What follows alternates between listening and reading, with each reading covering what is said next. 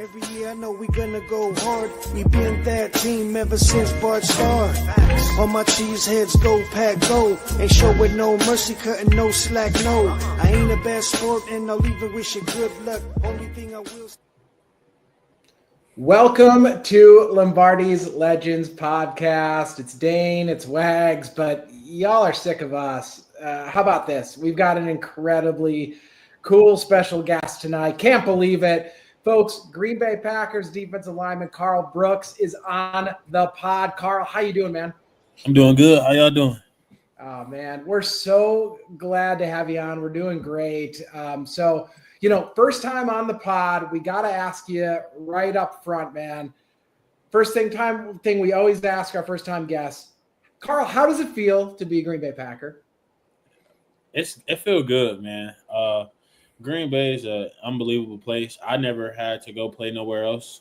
So just, what I hear from other players and, the atmosphere I'll be getting, the teaching I'll be getting, the fans, man, everything is perfect. I love being in Green Bay.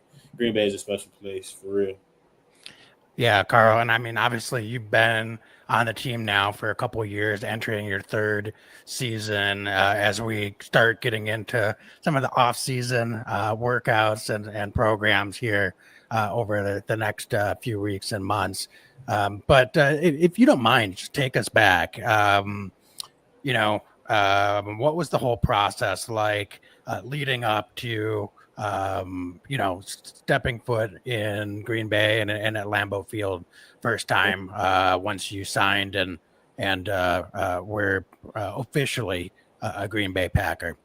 Yeah, my journey was tough, man. Just starting back from my senior year, I think I had an okay season at Bowling Green. And then, I go over to the Senior Bowl with a chip on my shoulder because it was just so many questions for me far as, does he play edge? Does he play D tackle? What's his arm length like? What's his testing like? Can he play with higher competition? So I pretty much heard it all. So just going into the process of, training for the draft and then getting ready for the Senior Bowl and then top 30 visits, mine was different from everybody else's. I didn't get a chance to go to the combine, but I ended up having like 16 or 17 top 30 visits, which that didn't make no sense to me. Playing at the Senior Bowl, trying to put on just, a good show as far as just showing people that, I can play with higher competition and, I'm not just a small school guy. I'm just a football player that can play. So just proving everybody that. And, when the draft came along, you hear all these things of where they think guys are going to go and stuff like that. I wasn't listening to it, but my dad was. And he's going to be listening to this. And he used to always be in my ear saying this and that. And I just always just stayed true to the process. I had a plan no matter what. If I didn't get drafted, I was going to walk on somewhere or, try to go somewhere. But, I ended up getting my name called on day 3. That experience right there alone was crazy for me. Just some fact, like, you hear all these other D linemen going ahead of you. And, you start to get to like day 3, like towards like the end of the draft. So it's like, now it's like, I don't even think I'm finna get drafted. So just getting that unexpected phone call, it was great. When my phone ringed, I didn't think it was the Packers because I don't even think I was watching the draft. Like I was sitting there, like the TV was in front of me, but like I was just on my phone, just scrolling. Then I got a call. It was a 920, I want to say, area code, Green Bay Packers or Green Bay, Wisconsin. I answered it. Well, I answered it with the biggest smile on my face. This is some fact, like I'm getting drafted, So that was an unbelievable feeling. And then just, actually getting there for rookie minicamp and then getting into the atmosphere of being in the locker room and then, training in the facility and then, doing all these practices with the team and stuff like that, meeting the other players. That's when it started to felt real for me a little bit. And then, going into training camp, making a team, and then going out for the first preseason game. I just felt like all that was a blur. It happened so fast. But, I'm grateful for every moment that, I went through with the Packers, still going through. But it was just an unbelievable feeling, and it's something I'll never forget. Like, just the experience by itself was it was a long experience, but I loved every moment of it. Yeah, and Karl, I mean, it feels like a blur even the first 2 years you've been in Green Bay, at least for us as fans watching you. In some respects, it feels like it's been a minute, but then you've also had just a ton of splash plays. You've done just a ton. in your first 2 years in Green Bay.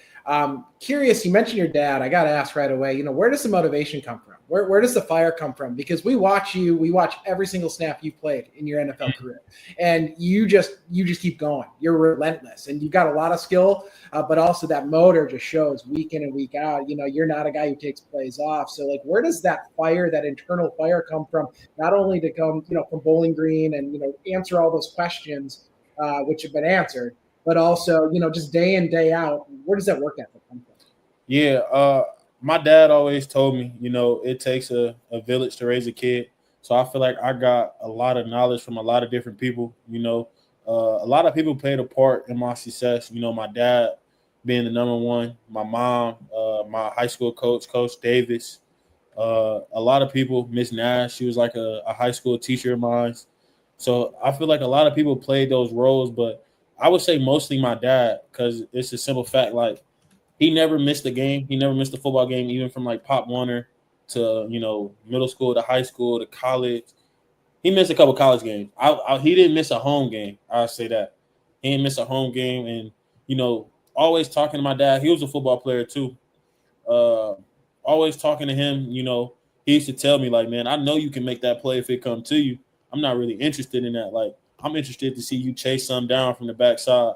So just hearing him say that over and over, and then, obviously going home and have to hear that too. Like, he was always used to tell me he wasn't impressed with the plays that came my way. He was more impressed with me chasing stuff down, having effort, and, just, having effort to the ball. Like, that's what got him going. So when I got him going, like, he just basically, like, he didn't really say too much after that. But I would say that it comes from him, just, him always being in my ear, running to the ball, making the play on the other side of the field, stuff like that. So I would say that fire came from him. Like, he was always on me for that. Yeah, Carl, I want to go back. You mentioned earlier that you had a plan if you didn't get drafted. And it seems like you had a plan for how you were going to go out and make an impact, make the team your rookie year. You had a plan for how you would expand your role going into year two. And I have to imagine you probably have a plan for what it looks like moving forward into year three. So just love to hear more about kind of your process and the mental approach and your preparation, both just like in the off season, but also attacking in season and making the most of your opportunities. Yeah, I'm gonna be real. Just, when I told myself, like, the limited playing time I did get, my rookie year, I told myself, just, make it count. Even when I'm on that field, just go hard. You know what I'm saying? If you're tired, they're gonna get you out, but just go hard. I always told myself, like, if I make just one splash play a game, that's just something to get me going, get me rolling. And that was something I was living by. Year two, I wanted to be a little bit better. I don't feel like, me personally, I executed those needs or those wants. But year three, yeah, like you said, right now, this offseason, I'm a lot more consistent than I was my first 2 years. I'm going to be honest with you guys. I felt like my first year, I was real complacent. Like, I was happy that I made a team and did a whole year. My offseason training wasn't the best. Like, I was training, but I wasn't training at the level of, competitive I am now, consistency I am now. My mindset and just focus is just so much different. And then just having all the motivation around me, I got my teammates. Then I see other players doing these other big things. So it's like, I want to be a part of that one day. So I'm just telling myself now, just limit the distractions, put in the work now, and, everything's going to pay off in the end. But like you said, yeah, I would say this offseason is a lot different from the other ones. Just a simple fact, like, it's a lot more consistency. Working out Monday through Friday. I give myself the weekends off. But working out Monday through Friday, being consistent at it. Even the little things, like, I changed my diet. I don't eat fast food no more. I was on a carnivore diet for like a week, just trying to shred up, or not a week, but a month doing that. So just really being consistent in those little things that I'm doing. And I've been seeing results in my body personally. But just to continue to be consistent, showing up on time to workouts, treating my diet right. I'm always taking care of my body after every workout session, even if I just, go to a Lifetime Fitness, hop in the sauna, hop in the cold tub, hot tub, do that there. More Pilates, more yoga, being more flexible, just all these little things that I should have been doing more of year one. I'm doing a lot more right now, just being consistent with my workout and my diet and everything. I would say the main thing for me right now. That's into this offseason. So if anybody just heard some shivering, that's the rest of the NFC North quarterbacks, knowing that Karl Brooks is locked in even more than before. Love to hear it, man. Curious how the transition defensively, right? You've played under different coordinators now defensively, a little bit of difference, I'm sure, along the defensive line. But what's your comfort level now with this defense? And did it take some getting used to along the defensive line, or is it something that you felt comfortable in pretty quickly? I would say I had Jerry Montgomery as my defensive line coach at first. And he taught me just so much about the game, like opened my eyes up. He introduced like just formations in general and how offenses could hit you with and stuff like that. And, he really taught me everything, you know what I'm saying? So it's like learning what he told me and then, switching over to this new scheme, it does take a little bit of adjustment, but not that much. Like it's football at the end of the day. We be linemen. We taught to go forward, strike people, stop the run on the way to the quarterback. So from that aspect, ain't nothing changed. But I would just say more the base of our like footwork and stuff like that, I would say change just, going from a 3-4 to a 4-3 down and just, attacking, getting off the ball and, not playing as, offensive lineman, just penetrating stuff that I like because I feel like it just suits me and my body frame and my, how I play football so much better. And then just having a whole year to learn and to struggle and to go through it. From the beginning of training camp, it was introduced to the end. I feel like it got so much better, but now it's just more like, all right, I know what I need to work on in this scheme. I got a whole offseason to work on it. I know what my weaknesses is in this scheme. So it's like just to have that year to, struggle just so you can shine, I would say.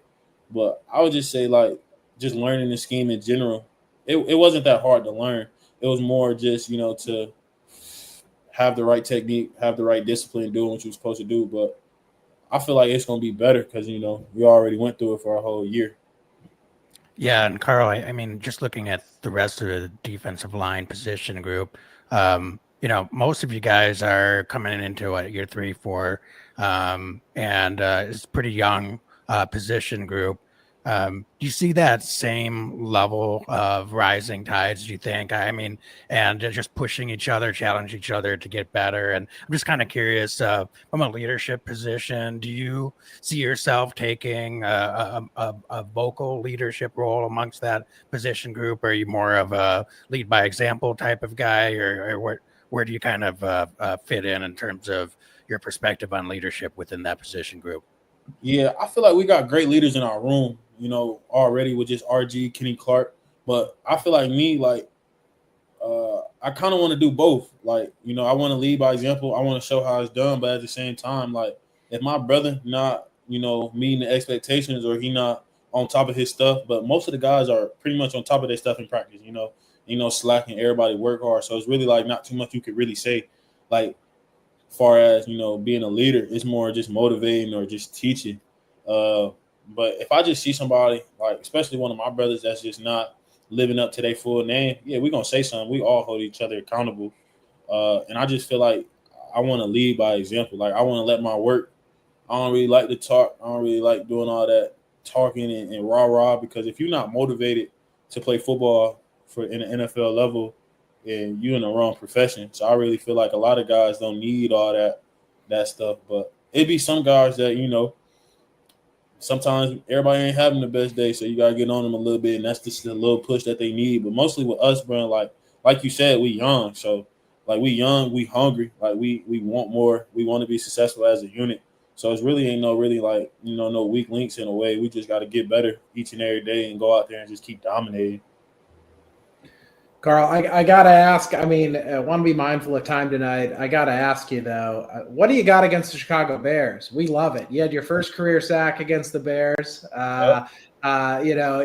got after it. And not only the Bears, right? In the North, you went after, the Lions. You got some big plays. Of course, Stafford in the past, you got after him with the Rams. But I got to ask, first career sack a couple of years ago now against the Bears. And then the block that, folks will be talking about for 50 years, if not more, Packer fans here. So I got to ask you maybe a different phrasing of it, because I know there's been lots of nuts and bolts about, like how it happened. But Yeah. Do you ever think about it at all? Because Green Bay is a small community, right? And like people come up and people are going to recognize you no matter what. But, I think of guys like Richard Rodgers with a Hail Mary touchdown back in the day, Al Harris, a pick six. There's these like quintessential Green Bay Packer moments, and Karl Brooks throwing a hand up and blocking the Chicago Bears, potential game winner to seal it for the Packers is going to be up there forever. So like, how do you handle that? And like, has it changed at all when you go out bowling or grab a bite to eat in Green Bay? Because I'm sure people are always bringing it up to you. Yeah, I'm gonna be real. Like, our fans don't really do too much. Like, when they see us in public, they might say hi, but they don't like, you know what I'm saying? Like, they real mindful. They real, supportive if they know you. I don't think I'm at that level of status. Like, I can walk around and people gonna recognize me. So I still got some freedom and some will. But to be honest, bro, that play motivated me, because just to see, how many people talk about that play, and, people might look at me as a special teams guy or, somebody that gives great effort. I wouldn't be more known as that dominant defensive lineman. So when I see people talking about that block all the time, like, it just really motivates me, like, just to do more on the field. But it was a good feeling, just to get a hand up and to block it.